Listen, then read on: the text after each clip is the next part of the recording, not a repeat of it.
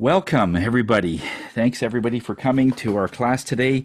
Today is going to be it's been an amazing experience for me, and I hope it will give you some kind of an impact or some kind of a different perspective of how to look at an ecosystem that, of course, we all know, photosynthesis. And at first I said photosynthesis. Well, okay, so let me get into it here. The whole idea is we know that there is an interdependence in life, that we rely on other people and we rely on other things and they rely on us. One example is the butterflies and the turtles. It's interesting that the turtle is unable to clean its eyes because of just the way it is. He doesn't have hands and he doesn't have the opportunity to clean those eyes. So what happens is there's a natural order in which the butterflies need sodium and various minerals that the turtle has in its eyes. And so the turtle will let butterflies, and you'll see, you can even Google it on YouTube, they're all over, where you'll see about 5 or 6 butterflies, and they're soaking up various things in the turtle's eyes. And it has the minerals and the sodium that the butterflies need. And at the same time, the butterfly gets to clean its eyes. This is the incredible interdependence in that way. Of course, the other one is a very popular one, where the bees and the flowers. Flowers need the pollen to go from one flower to another, and then that cross-pollination is very important. And the wind does something. I mean, when the wind blows, some of the pollen does go to others, but it's not as efficient as the bee. The bee wants various nectar that the flower has, and the flower knows this. It just knows that it has to open up and be beautiful. It's not there for us. It's there because it attracts the bees. I saw in one of the tattoo articles that a lady had her arm and there was a beautiful flower on it. And a butterfly came up and went on the flower thinking it was a real flower because the tattoo was so good, so real, that it attracted it. So animals and insects are attracted by this phenomenon. When the bee goes and takes the nectar from the flower that it needs for the honey to support the whole hive and the queen bee and everything, and it brings in its own energy, because it has a furry body, pollen sticks to it. And then it goes from other flowers, and it does all its thing to go back to the hive to drop off whatever, because it doesn't need the pollen, it needs the nectar. So it actually goes for the nectar, but there's a side thing in there that the bees go in all the flowers and cross-pollinate with other flowers. Interesting fact is the lifetime of a bee is about 40 days, roughly, give or take. And it goes to about 1,000 flowers in its lifetime. And in that lifetime, it produces approximately a teaspoon of honey. So the next time you have a teaspoon of honey that you put in your tea or in your foods of some kind, realize that that is the life of what the honey produced for you. And so when there's that respect that goes out, that is actually seen, it's heard, it's felt. Okay? Another one, the shark and the suckerfish. I was reading up on this because I was looking for interdependence, and it wasn't very hard to find. In the shark, because of its size and because it always has perhaps battles here and there, and it swims between rocks, and sometimes it'll scar itself or it'll hit different objects, it will go through and have infections because in the ocean there's of course salt water. And it is a plethora of infection. But the shark knows that if it starts to bleed, it has to stop that bleeding very quickly. So it lets the suckerfish go upon itself to be able to draw out the infection, whatever the pus is in there, whatever the injury, debris, whatever's in there, and to be able to coagulate the blood so it can stop bleeding. I mean, the moment you have any blood near sharks, they go crazy. And the blood of another shark is no exception. So it doesn't want to bleed very long, if I can, use that. So the suckerfish benefits because it breeds on dead animals. It is the sort of the garbage can of the ocean. And the shark lets these suckerfish on their body because it can take that infection out of its body. Another fact that I found out is that when a shark feeds, and it's done, large amounts of meat and other food are lodged in its mouth, and it can't stay there for very long, because in the next feeding, it will again start to get infected. And just like us, if we have food stuck in our teeth for a long time, and they're in salt water, so it's worse, then it starts to get infected, and the gums start to swell up and get infected, and all of that.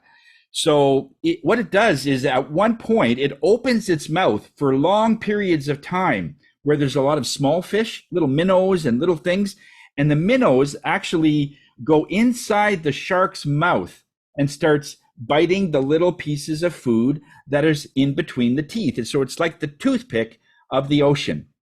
And it lets it do its thing until the shark gets a feeling that, okay, we're done.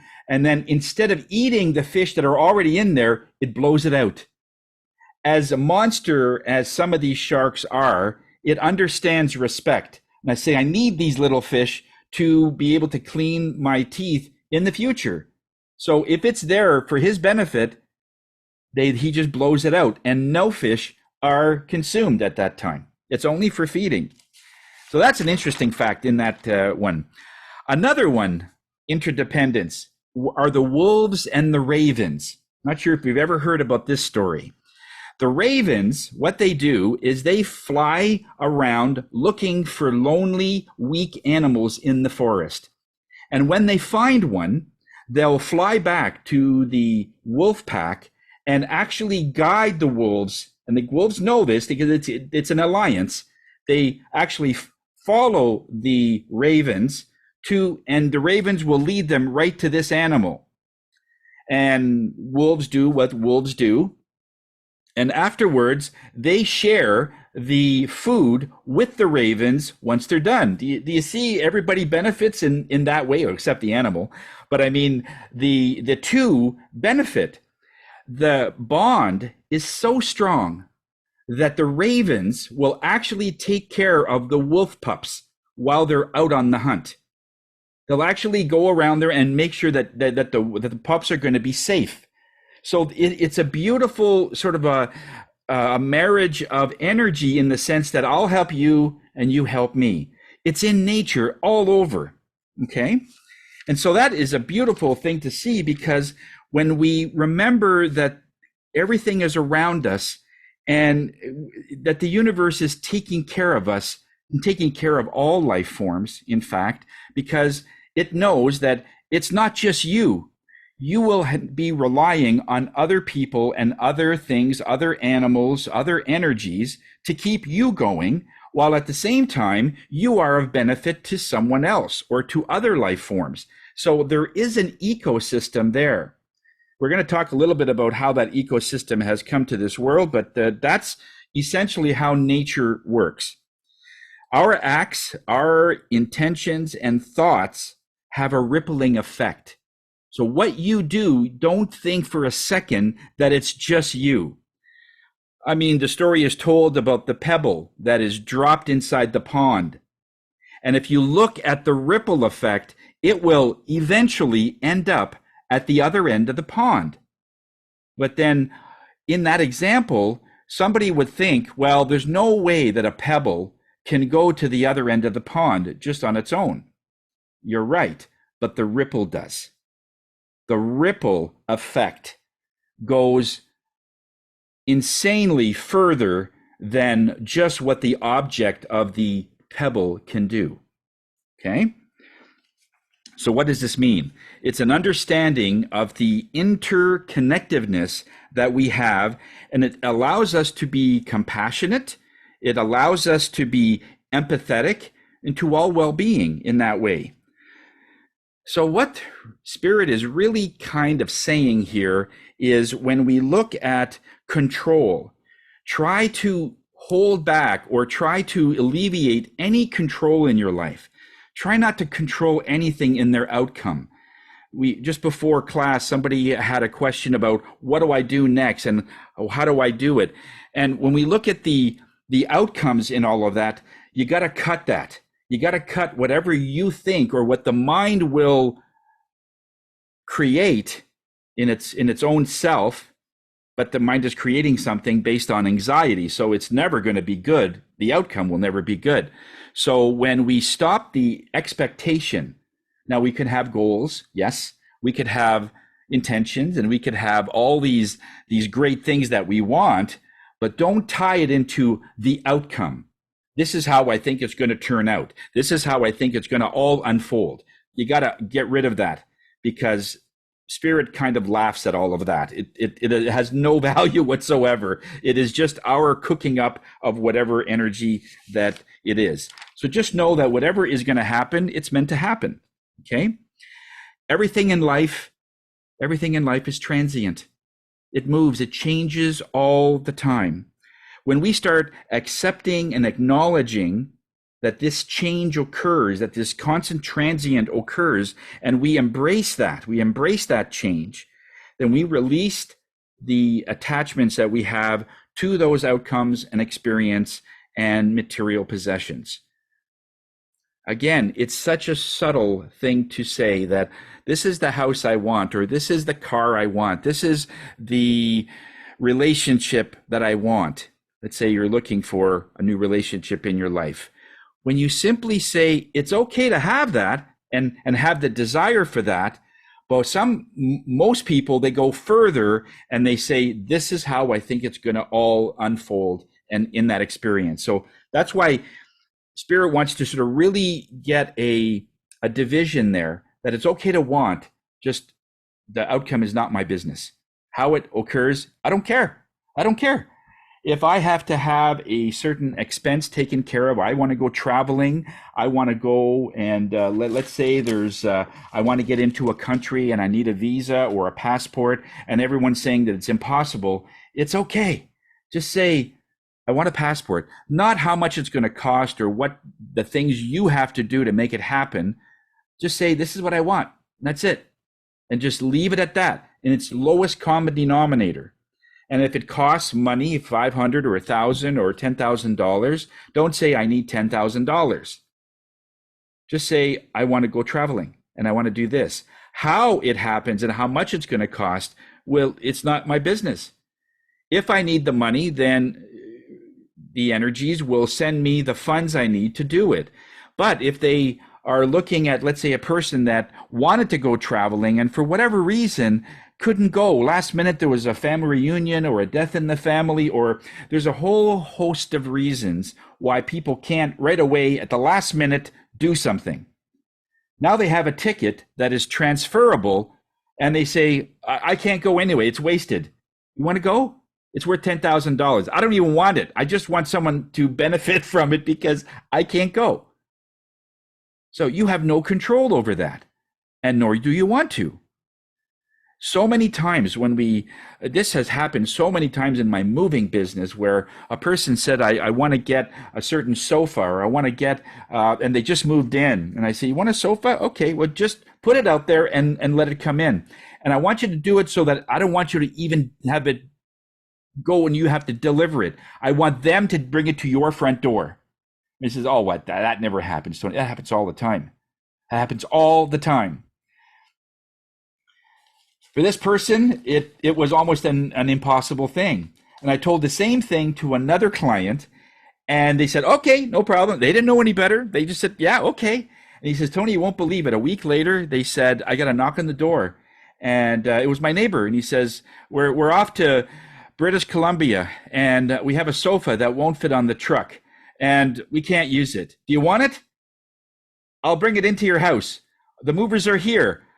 And all she had to do was open the door, and it came in. It floated in and put it. It was in the exact color she wanted. It was a hide-a-bed, a recliner, everything. And it's like, who makes that up? But how much would you have to work to make that happen with your body? It's insane what you would have to do. So you bring it all back, and it is this ecosystem that you send out there. Another example of interconnectedness is pruning a tree. Give you a little quick lesson on how to prune a tree. The first thing you do is you touch the branch, touch the tree, and say to the tree in your mind intention. You could talk. Some people like to talk, but you can just say it in your mind, saying, look, I'm about to prune you. You know, trees don't care whether you prune them, but because their energy is as big as the tree is, I mean, the energy of the tree goes right to every branch, every twig, every leaf, right to the end. It's like this, like a star, right? So if you just say, look, I'm going to give you a haircut. Oh, okay. So what the tree does is it starts to draw in that energy to its trunk. And then you can go ahead and prune whatever you want and just take whatever you need. And when you're done, you just say, okay, tree, I'm done. Then the tree expands to the level that it was before. And if it needs to get pruned because it's overgrowth or because there's a disease on one branch or whatever it is, just tell that tree what it is like. Because if you cut it while it's like this in a star and the energy doesn't have a chance to pull back, you may injure the tree in some way. All of a sudden, you can only imagine you're like, your energy is way out there. And then you get cut. You cut off your knees or cut off your hands. It's like a trauma to the tree, and it takes many, many weeks for that trauma to heal in the tree. So the growth stops for a little while until it says, "Okay, I think I'm good now. I'm good now." It's just a shock. All right, but we don't notice this. Well, all of a sudden, we just see the leaves aren't doing that great. Oh, we don't associate it with the fact that it wasn't the pruning that was the thing. You didn't give the tree a heads up. That's all. And it just takes a few seconds, really. So that's just one example that when we respect other life forms, that they are an energy as well, then that is a big deal. But just talking about trees, of course, the obvious thing is between humans and trees, we have an immense amount of a special relationship between us. Because the tree needs carbon dioxide. That's how that tree, it's actually not actually the tree that needs it, because a tree that is just with the branch and the trunk, it doesn't create any oxygen. It's the leaf. It's the green leaf, the leaves that are on the tree. So it is the furthest extension of the tree that creates that gift to us. The way photosynthesis, that's what they call it, the process of photosynthesis is when you take carbon dioxide from the air and it goes into the leaf. The leaf itself turns it into a form of sugar. Mixed with sunlight and water, H2O is water, the water droplets split and the O part comes out and it goes into the atmosphere as oxygen. So that's the process. So just to show you, the tree is drawing in something that nobody wants. I mean, think about it. What animal on this earth wants carbon dioxide? If you put an animal in carbon dioxide, it will actually eventually suffocate if there's no oxygen. We're the same. And many other life forms, insects, everything perishes with carbon dioxide. So leaves and trees are built to take everything that life doesn't want. It does its process with light and water and of course grounding, because the tree has to be in earth, so it does the grounding part. It's not part of photosynthesis, but it is part of creating the leaf itself. All right, so it is part of it in that way. And then when it releases itself, it turns into oxygen, brings in something that nobody wants, and releases something everything wants. Make sense? All right. That's the process of that itself. So how does this tie into humanity? What's the big deal? That was my question, right? They said it's all about self-care. This is what does that mean? Well, the process is when we self-care, when we treat ourselves and we give ourselves love and we give ourselves all these things, it creates sort of an internal photosynthesis where we combine the 5 elements, which is ether, space, fire, water, earth, wind. Okay, all of that together is those 5 elements then when we self-care, when you take good care of yourself, you're actually releasing light, a light that goes out to the world, to other people that they use. And I said, why is that important? Well, the people that don't vibrate under a high energy, they don't work on themselves. They don't have that natural thing. They're always in anxiety. They're always in fear. They're always in anger, whatever it is, in low energies.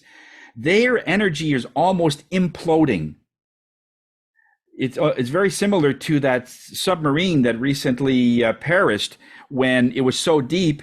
The pressure on the outside of the submarine just collapsed and it just went in.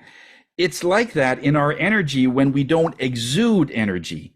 We are in this state of fear, uncertainty, and for many people, that is their way of life. So they need light and love from other people that have excess. I just want that to filter in.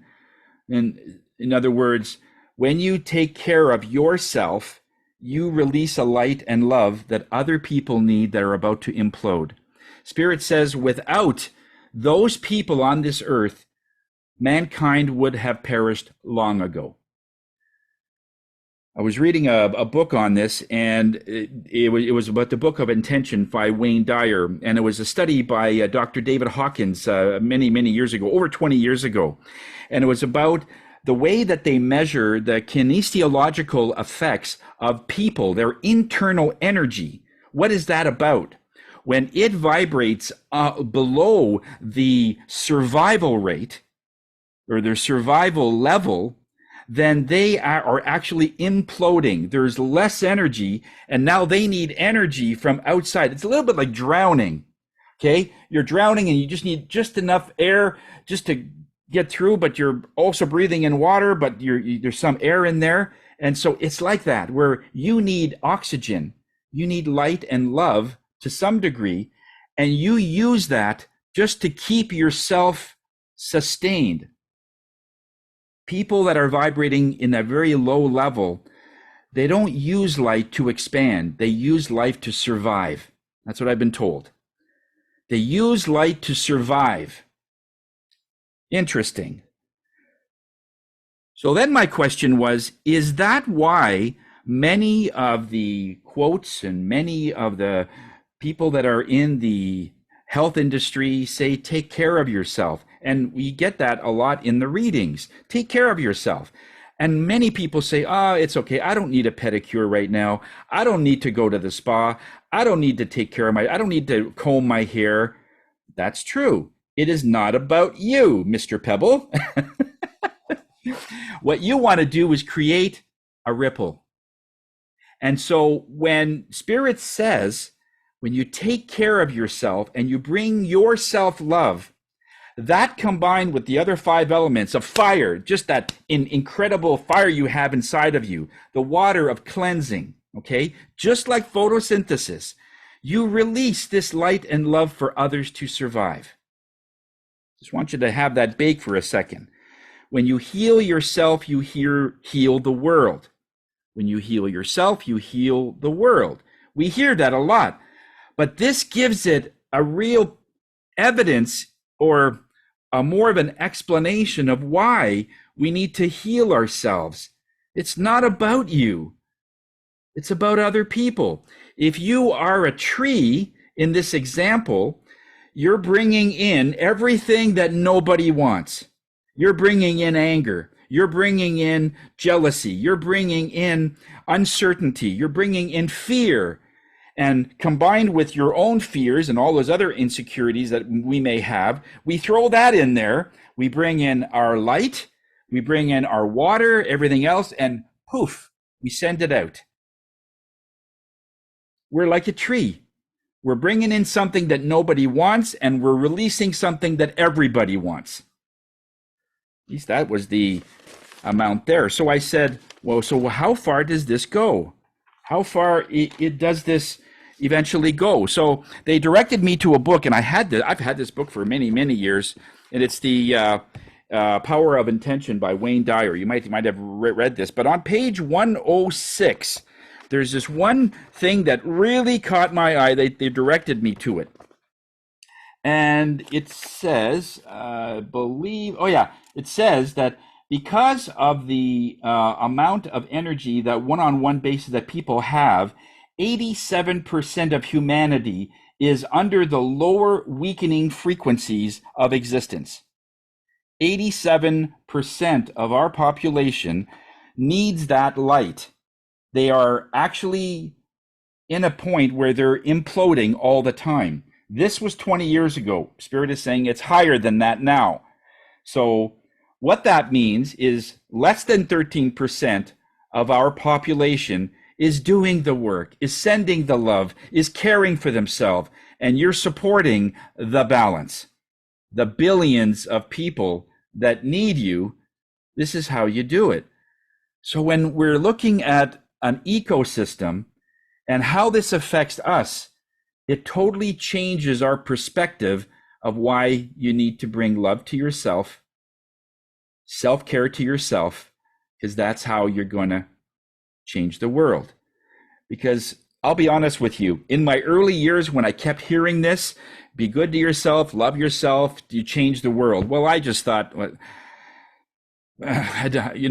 because I'm wanting to help. And my definition at the time was if I go and help an old lady across the street, I've helped one person. If I can help, let's say, an old man in moving or something because he can't lift something, I've helped that one person. So that's how am I going to help thousands of people? Like, it's going to take me my whole lifetime to even reach anywhere half that. The Spirit says you're right, but you're just thinking of you as a pebble. You are just a pebble. And a pebble, that's all they can do. When you throw a pebble, it can only hit one thing. Boom, one at a time. But you throw it into a pond, it's the ripple effect that is much more powerful than the pebble itself. You are not a pebble.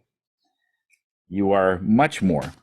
So in one of the studies in this book, it shows that Dr. Hawkins' research says that to impact others in humanity at a higher level, it is the ladder of intention. So here's one example. If an individual who lives and vibrates to the energy of optimism, willingness to help others, being non-judgmental, easygoing to others, will counterbalance the negativity and the implosion of, you ready for this? 90,000 people that are living under the lower elements. 90,000.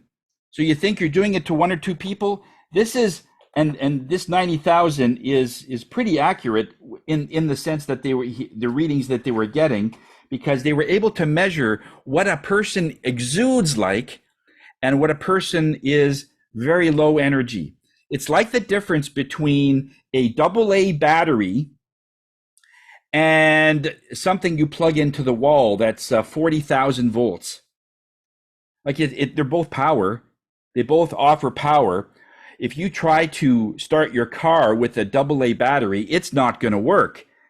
And people have AA batteries that are trying to operate their own system, and it's not enough. So what you do is when you send out that energy, and I'll tell you how to send that out, okay? When you send that out, it brings it from a AA battery to a car battery, and they can start. However, they don't have the capability to keep going. Now, the way a car battery works is that it starts the car, yes, but it's not the starter that runs the car. Follow me?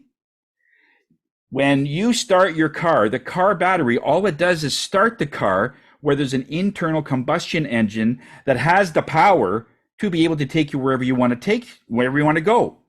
It's not the starter that takes you, because when you start the car, you could have it in gear and the car will actually move. In a standard, anybody who has a standard car, if you put it in gear and you start the car in gear, the car will move. But it's not designed for the starter to move the car. Yet, in energy, people are using their starters to run their lives. They don't have that expansion of energy to keep it going. So your light that you're sending is enough to keep their starter running. So you're right, it isn't sustainable until they start looking into themselves and thinking, I need to take care of myself. I need to be able to have enough energy that I don't have to draw from those that have excess. Let's not strengthen the weak by weakening the strong, is what they're saying. Okay? When you vibrate to a level of pure positive love, reverence, and all of life, this is a big one where everything is, no matter what happens to you and what trauma happens to you, you have the idea that things will get better. You have this beautiful sort of unexplainable trust. That energy, when you do your photosynthesis inside, will counterbalance the lower energies by up to 750,000 people that are vibrating under their human limits. And there's 2 levels above that, by the way, okay? All to say is that humans, we are here as trees, and if you have excess, that's where you want to do it. Now, there's a lot of people, and I see this always on Facebook, and every time I see it, I shudder, where they're showing a picture of a baby, and it's full of wires and tubes, or their loved ones, and they say, send energy. I could really use somebody's support. And, there's this whole line of, and there was one that I counted over 150 people reacted to this, sending love. Oh, I'm so sorry. Yeah, I'm going to send love. And Spirit says the majority of that is actually imploding energy that's being sent to your loved one. It's actually harder. It's actually harder because people don't know how to send energy. They just don't understand that if you're living in the implosion level and you're sending something, how could that be positive?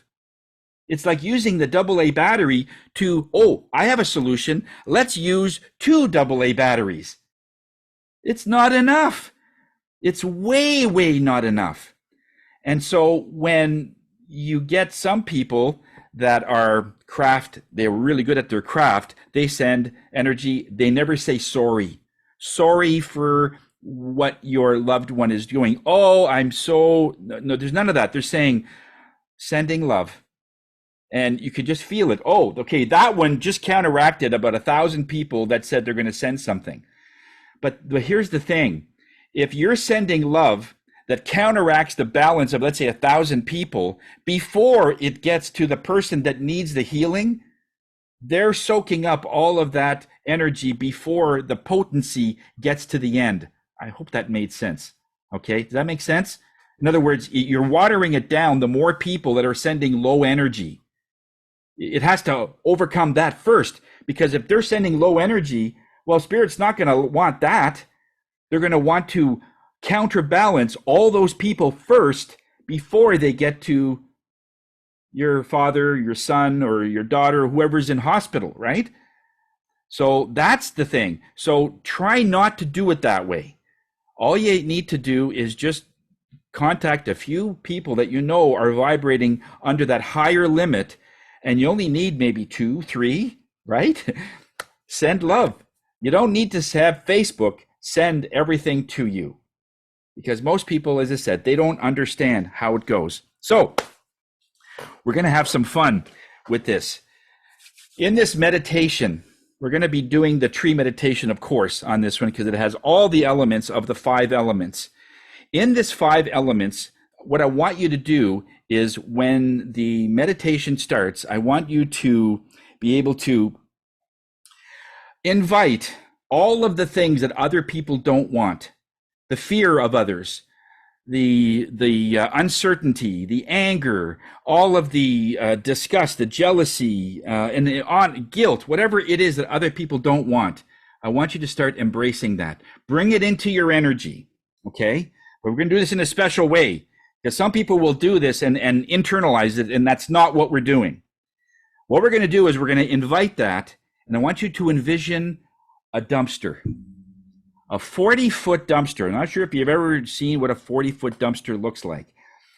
I saw one when a person was doing their home on our street a while back, and it was massive. This huge dumpster, and that's all they had. The company, when he ordered it, he wanted a 20-footer, which is usually appropriate for all of the shingles that will come off a roof, and they will throw it in this dumpster.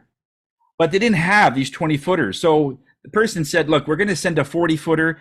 Is your driveway big enough?" "Well, it is, but it's massive." "It's okay. It'll be the same price." So whether it's empty or half full or totally full, it's the same price, $400. Okay? That's it. So then a person does their roof, takes all the shingles, all the garbage, all the things they don't want, and even some things in the house that they don't have any use for, they throw it in this dumpster, and it's not even half full. And I want you to look at the concept of then going to your neighbors, because a truck is coming in about 2 or 3 days to pick up the dumpster. And I want you to see yourself going to all your neighbors and say, "Hi, John, just want you to know that I'm all done my job for the roof. The dumpster's here, and there's a lot of room in there. If you have any large items that you want to throw in there, be my guest." Okay? Because it's the same for me. I don't have to pay extra. They're going to take it whether it's half full or full. So then John goes in his garage. "Oh, here's a treadmill that's broken. I've always wanted to take it to the dump and never. Now I can just go across the street and throw it in a dumpster. I have a washer or a dryer that's not working, and a list of things that around their house that's garbage." And you go to all the neighbors and you say, it's open season. If you have garbage, bring it into my dumpster. Throw it in there. It's all good. I've already got my stuff in there. I'm good. And I want you guys to have that opportunity. So I want you to see all that energy, all of the hate, all of the anger, all of the things that people are bringing you, and throw it in this dumpster on top of yours. Once it's full in your mind and in your energy, I want you to bring the sun out, this element of fire. We're going to bring in the 5 elements here. The dumpster itself is the ether, the space that this dumpster takes up. Okay? So that's the first element of the 5 elements, space. Then I want you to bring in fire. So the sun. So the sun will be so hot on this that a fire is starting to break out, and the whole inside of the dumpster, all the contents, is starting to go on fire. And then I just want you to let that go for a little bit. Just let it really build up, really build up. Then the other element of the 5 elements is water. Then it starts to rain. So you bring water in. So it starts to rain inside this dumpster, and it creates a what? What happens when you have so much fire and water goes on there? You're going to get smoke. In this way, you're going to get vapor. It's going to be the difference between all of those things burning in this magic dumpster, and a vapor is going to come out when the water hits it and starts to rain. Like it pours, like it's really coming down. Then the other element is wind. That's your exhale. When you do that, you take all those elements and you exhale, and it turns into light, turns into love. Now, some people will envision pink light going out, and that's fine.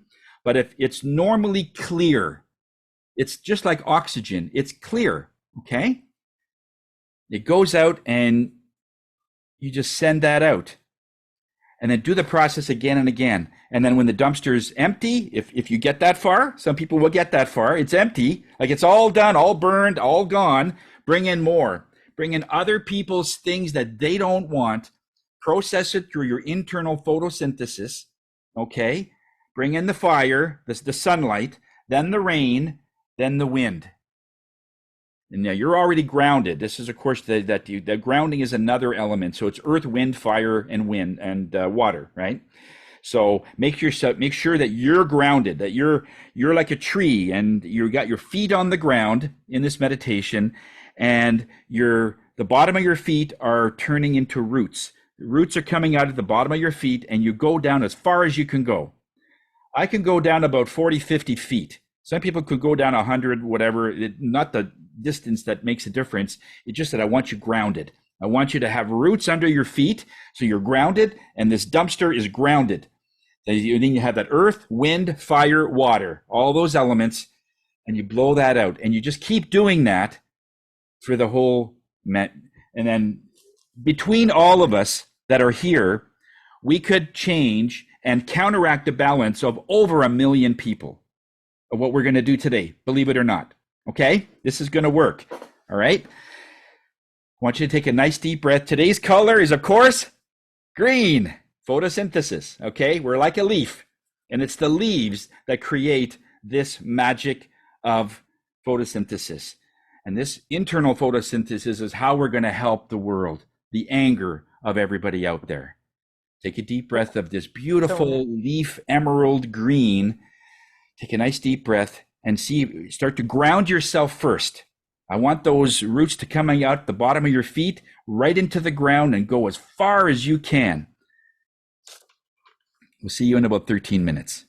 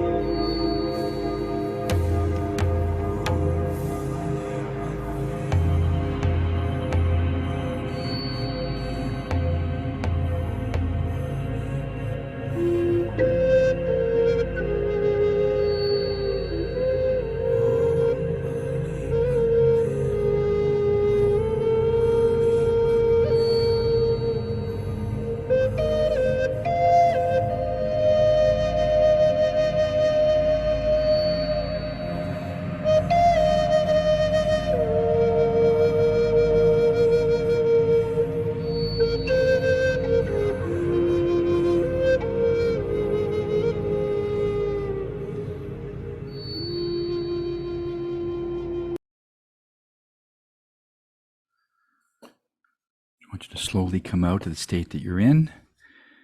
Try and remember what you saw,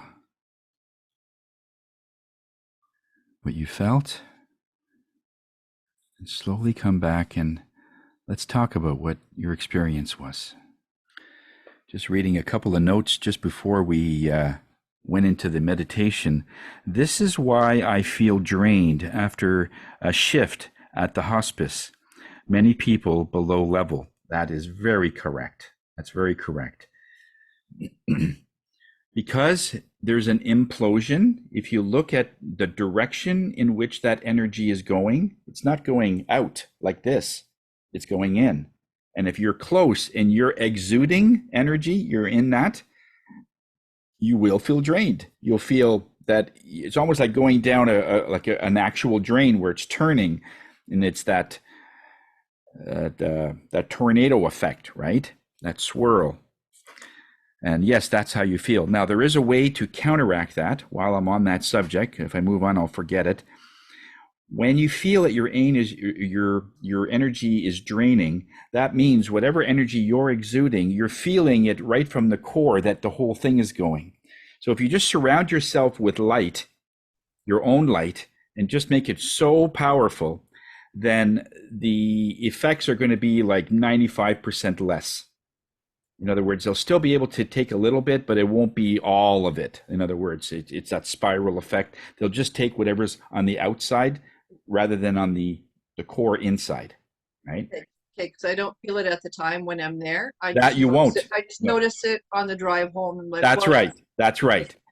That's right. So it's almost that, you're right. And thank you for telling me, because in any accident, it doesn't matter what accident, whether if you fall off a bike, if you have any accident whatsoever, Spirit is reminding us that there's no pain. Like when you fall, there's no pain. It's only after you wait a few seconds when you realize, oh, my arm is bleeding and my head's bleeding, and then the pain and the shock come. Not at the time. You don't feel anything at the time, okay? And it's the same with this energy. You won't feel it because it's just part of that. So before you go into the hospice from now on, just engulf yourself with this white light, and it will last 8 hours usually. So if it's a shift, you might have to go, now, depending on the amount of people or how many people that you're touching, but just make it so that anything that is exuding, they can have, okay? But you don't want to take anything inside, because that goes against your own self-care. As either, like, the term, anything that overflows this cup you can have, but anything in the cup is mine. But most people go right to the inside of their cup and give and give and give, and then there's nothing left, and then they get sick or they get resentful, or, because it's not going to be appreciated where you give less or give more. They just want more, no matter how much you give, right? So there has to be a boundary there. But yeah, that's exactly why you feel drained there. Do you have any questions about that? Like, did you understand that when you got to the point where you're sending it, you just say sent with love? You're bringing all this stuff in nobody wants, and then sent with love. That's sort of the idea. But this dumpster idea was really effective for me, because I'm not internalizing other people's energy, and you don't want to do that, because then it gets into your ecosystem and it gets all tainted. But putting it in this dumpster was fun.